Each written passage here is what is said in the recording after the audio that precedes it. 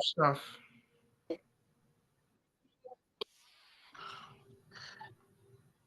Where's mine? Okay. I'm gonna see it right there. So, welcome, Dr. Andres. Mhm.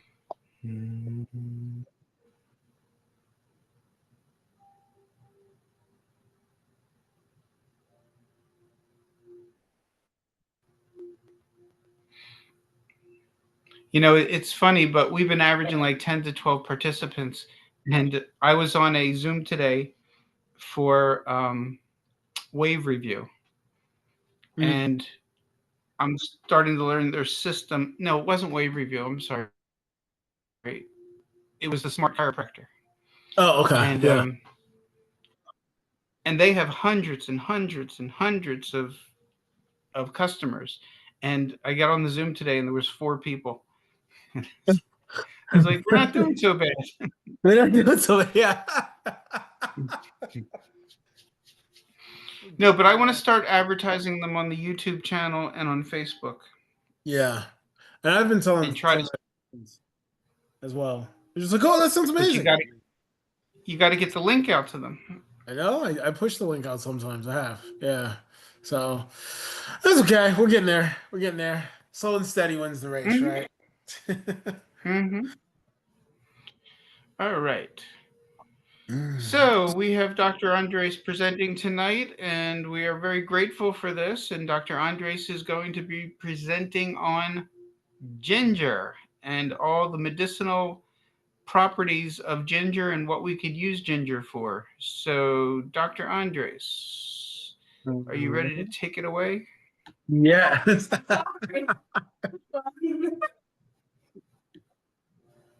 Let me.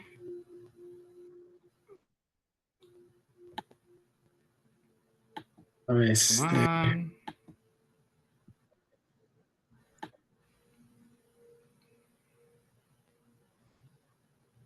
Hear that one.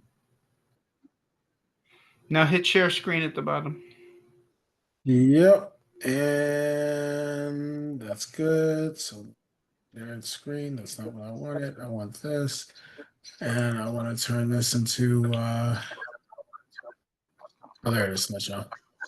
Okay. So yes, we're going to be talking about ginger today. That beautiful, beautiful herb that we use for cooking mostly, but it's used for both. It's what we call a food grade medicinal because of the fact that most of the time we eat it, for just flavor, um, and for enhancing our plates. But at the same time, it's very, very good for medicinal purposes as well. There are there's about, I think there's about 80 different species of ginger, but we only use about two of them medicinally. And I don't know the difference between the two because I don't think we really separate them as much. The ginger that most people buy though is the one that the Chinese originally used first, and the Chinese are the ones who recorded the medicinal uses of ginger first. That was about between 2 and 4,000 years ago. Um, so I'm going to list out the different things that you can do for ginger, like the different applications for it. So common colds, headaches, coughs, so that kind of thing. Diarrhea, vomiting, food poisoning, any type of rheumatic issues like inflammatory joints, intestinal obstruction, so like constipation and things like that. Any type of bleeding issues. On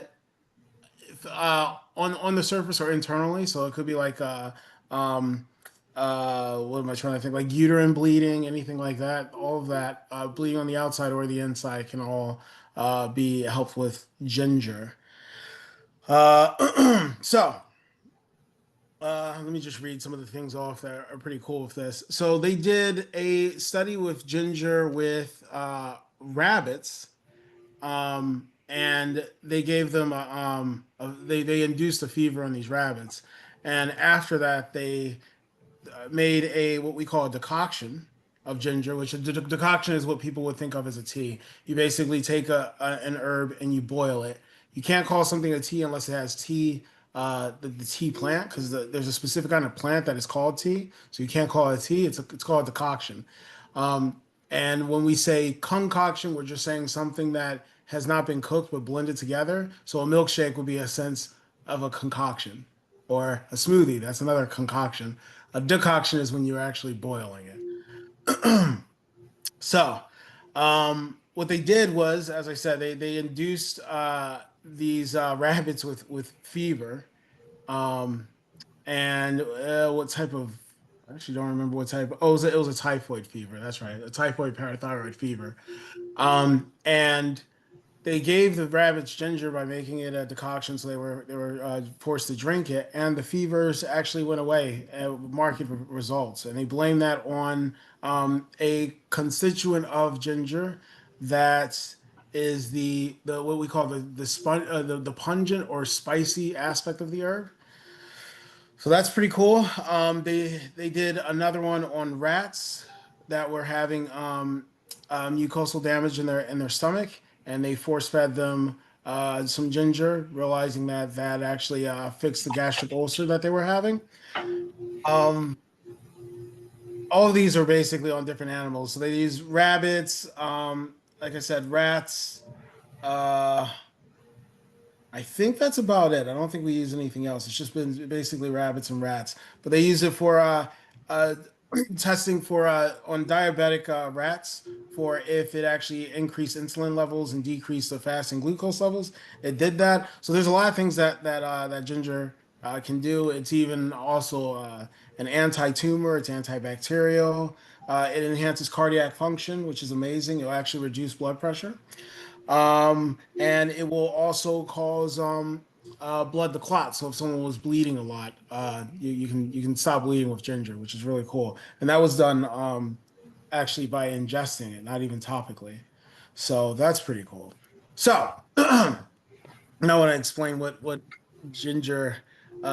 So when it comes to plants, you can kind of almost guess what its medicinal benefit is. As you can see, there's these little notches on the rhizome. It's sometimes the rhizome or roots. I'm gonna separate the difference between that. A rhizome and a root are almost similar. The difference is that when you're looking at the root of a plant, it's vertical. A rhizome, it lays horizontal. So you'll have the ginger plant just like stem out of the ground. You'll have the rhizomes that lay horizontal like this, while roots lay this way vertically, anchoring down into the earth a little bit more. So that's just the difference between a rhizome and a root. Sometimes we actually don't even separate the difference. We don't care. So when someone says ginger root, they're actually talking about ginger rhizome. Most of the time, when someone's talking about a root, they're actually talking about the rhizome, but we don't really separate it. So anyway, when you're looking at this root, you can see that it looks very notchy. It has like these little segmentations. That gives you a clue in the sense that it actually is very helpful for the joints. And if you look at turmeric has the same thing, this segmentation here. That's why it's actually good for joints. So nature will give you a hint or sign of what the plant is good for. Um, you This is also kind of reminiscent of the lungs, actually, the bronchiole of the lungs. So that's why it's actually good for cough and fever is actually associated with lungs. That's a whole nother conversation, but that's why those are all good for that.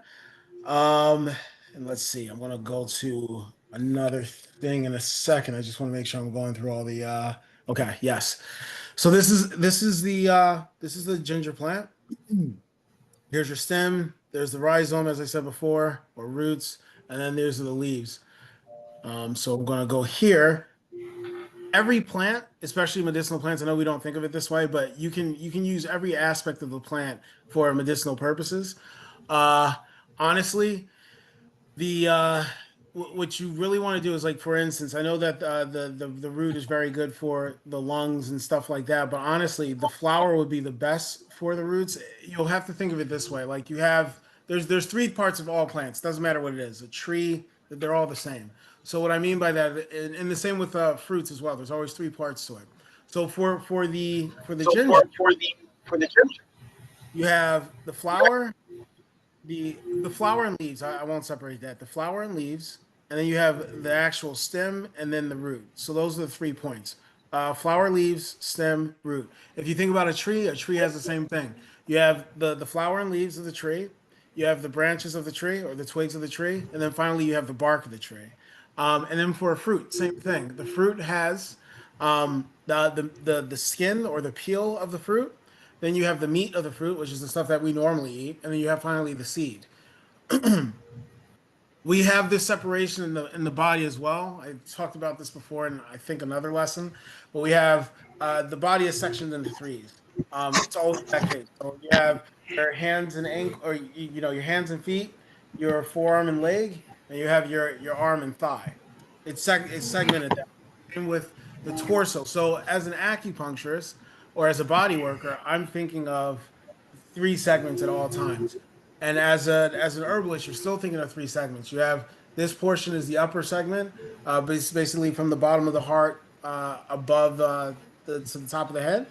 Then you have between the belly button and the bottom of the chest, and then you have from the belly button down. So these are the three segments. So obviously, from below the heart and up, you're going to be treating anything in the face, the sinuses, all these orifices, issues with hearing, seeing, smelling, any type of issues, lungs. That's all this upper segment. Between the belly button and this and below the heart, that's going to be for obviously all the digestive issues, any type of nausea, indigestion, all of that. And then finally, anything below the belly button and down, that's going to be all the genital issues, menstrual problems, erectile problems, urinary problems, all that stuff, issues with defecation, constipation. That's how you separate. So what I was trying to say with this is that this is really weird, but it works this way. It's just that we don't actually do it this way anymore, and we should.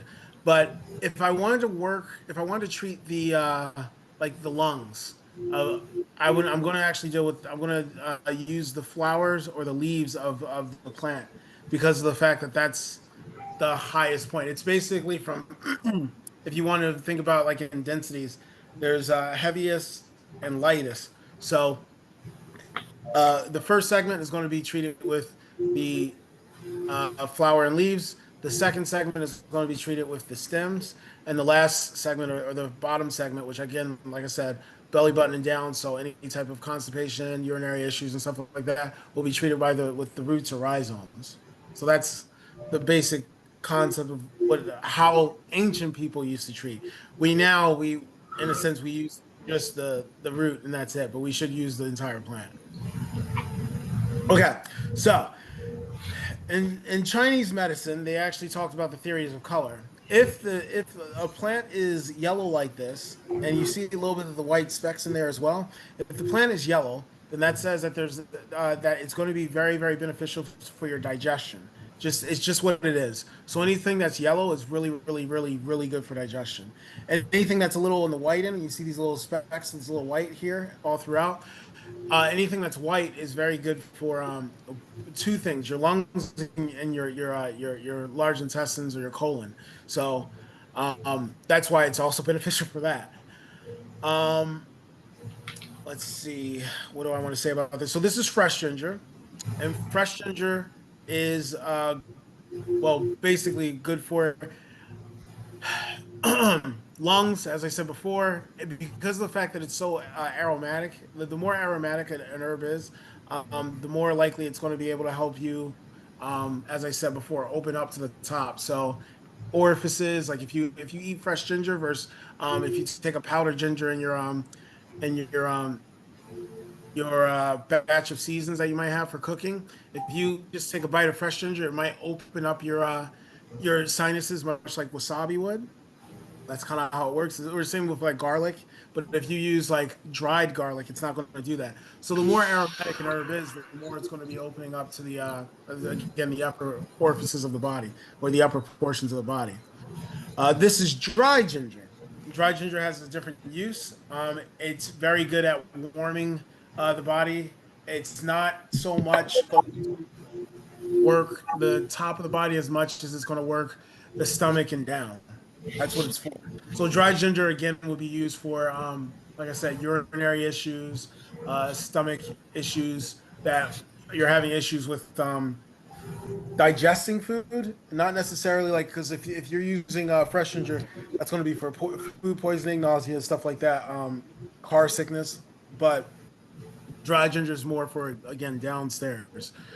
Um, and then we have this is actually fried ginger. This is where you use a pan and you just cook the ginger until it kind of turns a little bit blackened. And once it turns blackened, it's what we call in Chinese pao zhang, but basically fried ginger.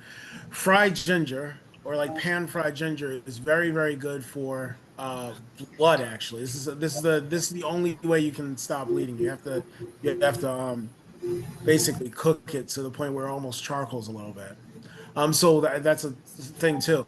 Any herb that you actually kind of cook like this, you dry fry it is what we call it when you pan fry it without any like oils or anything like that, and you make the herb turn a little black. Any herb that you do that with is going to work the blood level of the person's body. So if someone has any type of blood issues, anemia, menstrual issues, heavy cramping, and stuff like that, you're going to want to dry fry the herb before you use it. Let me see what else I want to say about that. Let me see. Question: Hmm. Could you use an air fryer for this? That's a good question. I haven't actually. I've never used it. Maybe I wouldn't see why there would be a difference. Would you peel it first? No, no, So, you wouldn't peel it. so the skin is on this. Yeah, the skin's on it. Okay. Yeah. So, because you want to keep the oils in it as well. It's yeah. If you want to dehydrate it, but you want to make sure that it shrinks with it. What was I thinking about with this? Okay, yes. So here, I'll give like an example of something like so. There's ginger lemonade is what we call it, and this is a really good basic herbal remedy for cramps, colds, congestion, fevers, and stuff like that. And basically, what you do is you would take the fresh ginger, has to be fresh ginger, and you grate the fresh ginger. You grab about two lemons, and some honey because you're basically turning this into basically it's like a lemonade, but you're going to combine the ginger and you're going to put in some cold water in the saucepan, partially boil it, and then you're going to let it steep. So, for instance, with fresh ginger, if you're trying to use the benefits of nasal congestion, um, fever, etc., you're gonna want to keep that aromatic aspect of the herb. What I mean when I say aromatic is just when a herb like you can smell the herb, you can smell your basils, your rosemarys, your garlics, your lemons, all of those things, the things that actually smell. Um, you don't want to kill that. Those are very delicate oils and stuff. So if you or constituents to the herb. So if you cook it and boil it away, you'll lose its medicinal effect of what it's meant to do. So what you do, and this is the same when people like make because when people make like a mint decoction, they tend to boil they tend to boil the leaves, and then you just kill the medicinal aspects of the herb. So anytime you have flowers, leaves, um, and aromatic like I said, smelly but aromatic herbs, you never ever ever ever want to boil them. That's not if you're trying to use that aspect of it, you don't want to boil them. So what you do is just like you would with if you were making tea, you put the water at boiling point, then you remove it from the fire, and then you let that steep for a bit, and you can let that steep for 15 to 45 minutes, and that is what's going to basically pull out the medicinal effects of the aromatic qualities of the herb. And like I said, that is mostly for like this up here, so congestion, any type of colds, stuff like that. Um, if you, yeah, that's what I'm going to say to that. I'm trying to think about what else I want to use. So yes. Um, and what else do I want to say? Then there's also, oh, I should talk about this one because this is a big one for people with joint pain. Um, So this is just a general thing. If you have if someone's having joint pain, because ginger is very, very, very, very, very good for joints, what you want to do is you're going to want to get like a cloth. You want to boil water, or let the cloth sit in that boiling water, and then you're going to want to chop up the. I would use fresh ginger. Some people don't, but I would use fresh ginger because I feel like you want to open up, especially if someone has poor circulation, you're going to want to use fresh ginger. But you chop and grate the ginger, and then you grab the warm cloth and you wrap it around. Let's say it's a knee or something that's the issue, uh, and that will actually get rid of your knee pain pretty well, actually. So that's how you use ginger as a poultice. 'Cause that's what we call it. You grate the herb, you put the herb on a hot or slash warm wet cloth, and you wrap the person on with that cloth on the problem area. So yes. Any questions?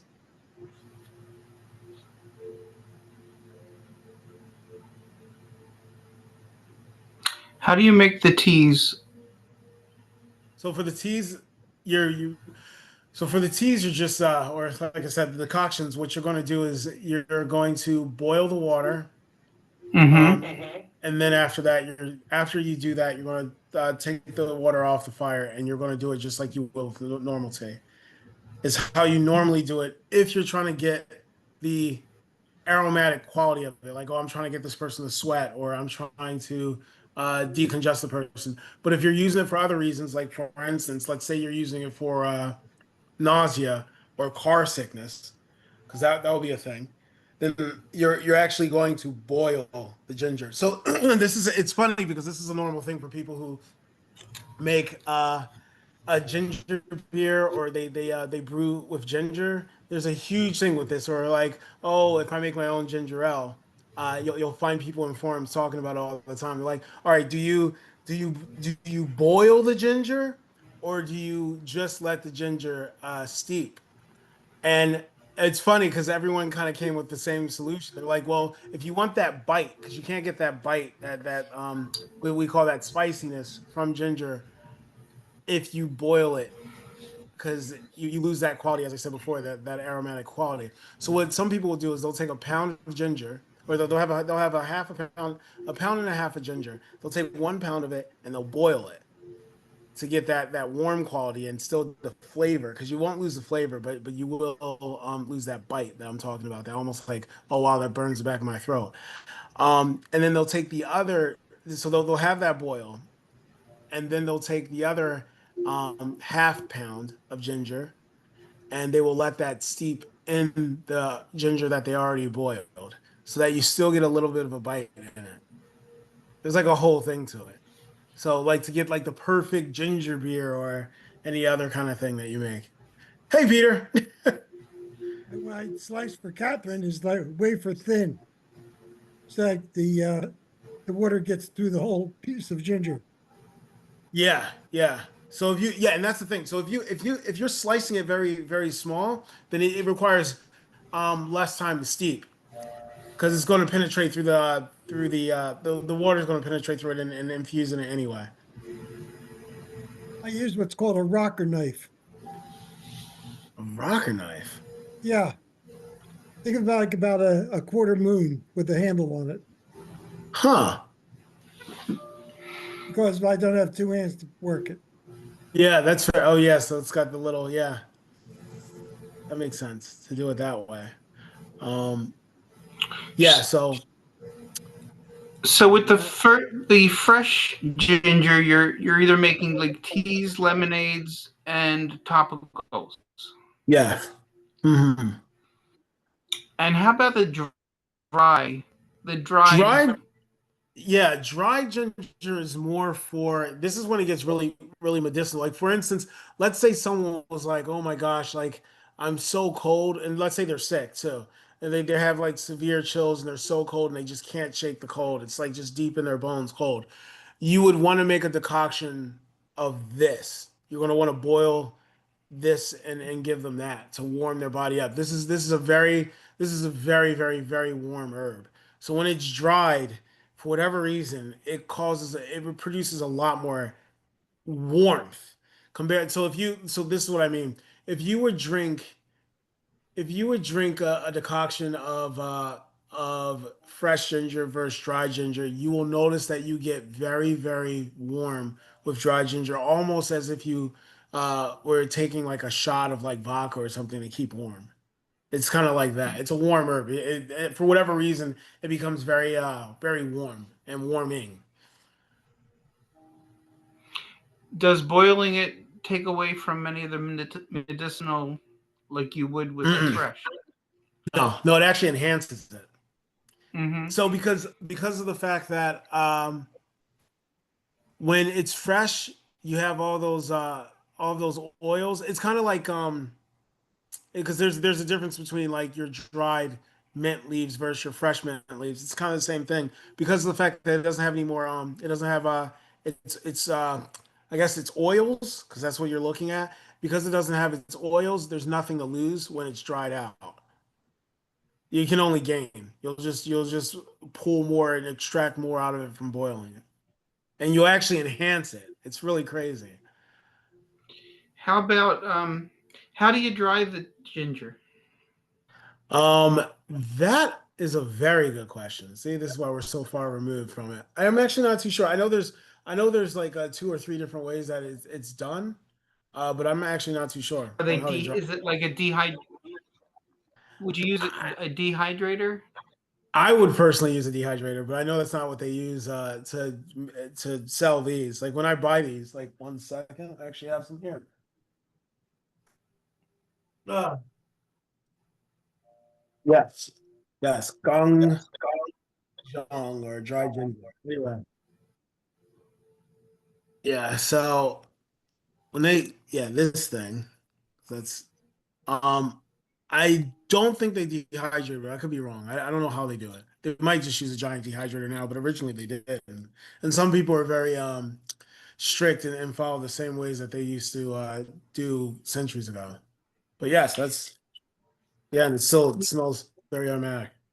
Do they ever just put ginger in the mouth, like a slice of ginger fresh, or the dried ginger to chew on? Yeah, Is it ever mostly done? for mostly for fresh ginger. Like, and it's funny, but if you, because yeah, they do, but and it's normally for a little bit of nausea. It doesn't really do much else when it's fresh like that, and you just put it in your mouth. With Okay. the fried ginger, when you fry the fresh ginger, because that's the only way you're going to be able to do it. When you fry the fresh ginger, you can put it, and if you grind it up, you can put it on the skin of like a cut, and it will stop the bleeding, Mm-hmm. which is cool. So yeah, that's And what? yeah, And the fried ginger is mostly used for. bleeding. Did you say Yeah, bleeding and yes. heart conditions? Hmm. Yeah, bleeding and heart conditions. Now, I've also heard ginger being used. I don't know if you know this or not, but being used for weight loss. Oh Do you know yeah. anything about that?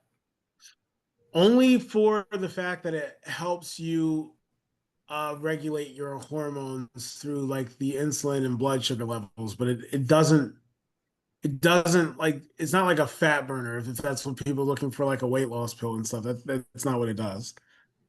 But if a person has hormonal issues and that's why they're not losing weight, and it's not just like, oh, you got to exercise. But it's like, no, doc, I have been exercising. Then yes, it can be helpful for that. Okay. Hmm.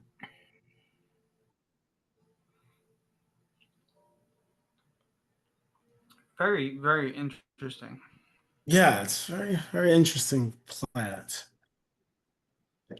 Would Very you? interesting It plant. looked like the dried ginger looked like it was like cut with like a peeler. Yeah, I think they are. It's wild because they're just in such like different shapes. So Right. like yeah, let's see. Yeah, I can't even. Yeah. I don't know. Yeah. So I do think that's probably what they do. They just go through a filler. But yes.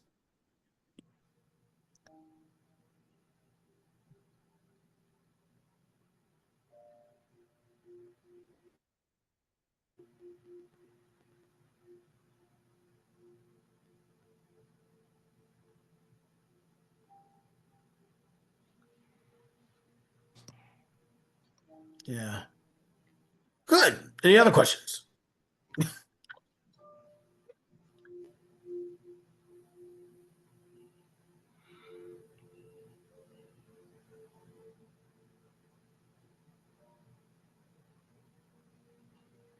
No, I find this very, very fascinating. How are we? I guess to purchase, we could only purchase the fresh ginger and the dry ginger, but you Yeah, couldn't get this. You couldn't get the. Could you get the leaves and the flower, or would you you have to grow that? you could, but there's not so many people that source it. So yeah, you don't normally have to grow that. But yeah, the wild thing is that once this is what I think most people miss. Once the ginger starts to sprout out like the flower and stuff, um, it takes away the energy from the actual root or rhizome. So then you're actually most of the medicinal quality will be coming from the flower itself. So you really don't want it to flower. Okay. If you're trying to get the roots. And there's a certain time of year to harvest, and I can't remember when that is. There's a whole thing with that.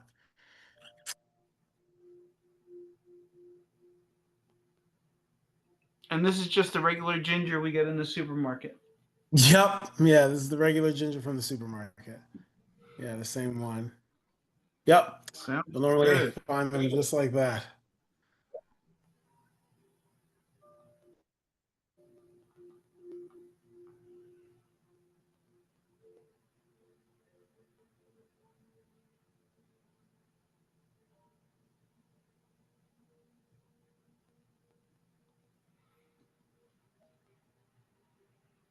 All right. This was Hmm. definitely very interesting. Yeah.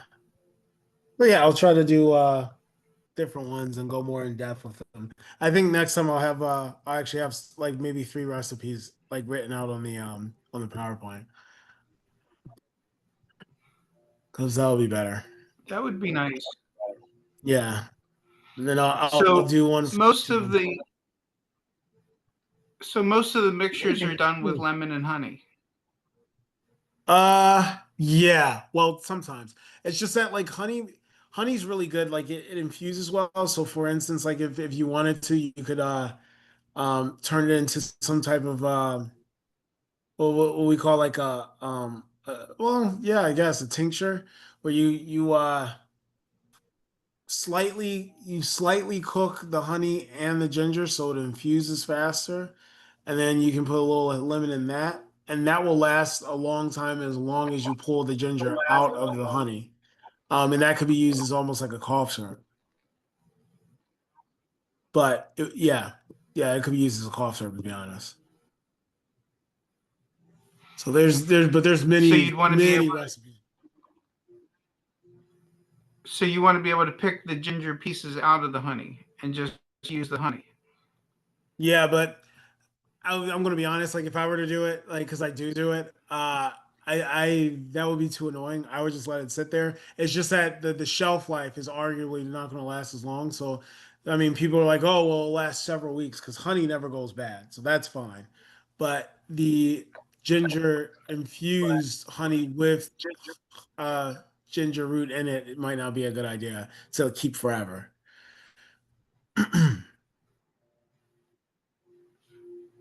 Okay, I get that. So the ginger itself would spoil in the honey, but if you get the Yeah. properties out of the ginger, the honey will last. Hmm. Good question.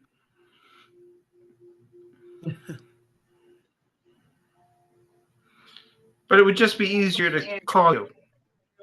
Yeah. I would And just if some And if somebody wanted to get a hold of you, what would be the best way to do that? I guess through Chiropractic Works, honestly, for now.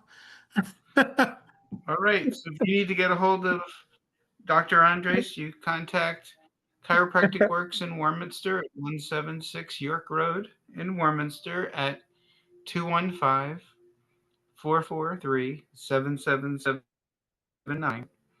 And Dr. Andres would be happy to further educate you or coach you or guide you. Yeah.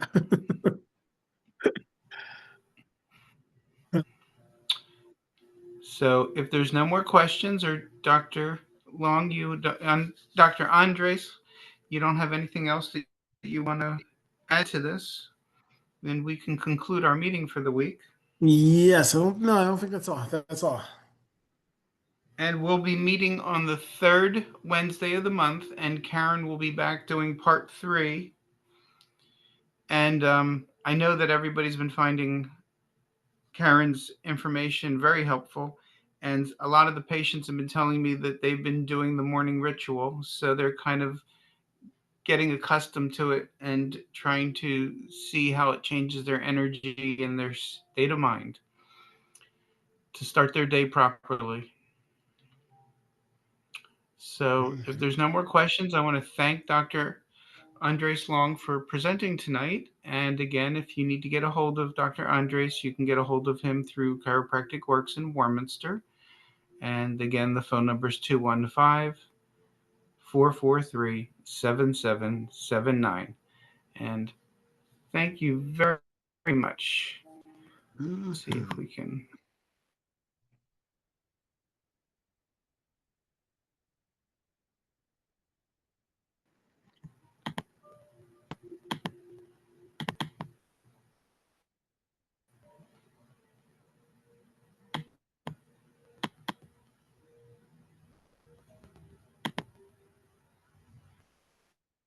All right, there I am. I'm back. Okay, so I want to thank everyone for coming tonight and Dr. Andres for presenting, and we will see everybody in 2 weeks. So thank you very much and have a wonderful 2 weeks. Enjoy. And if you have any questions, you can contact me and I'll make sure that those questions are answered. Thank you and have a good evening.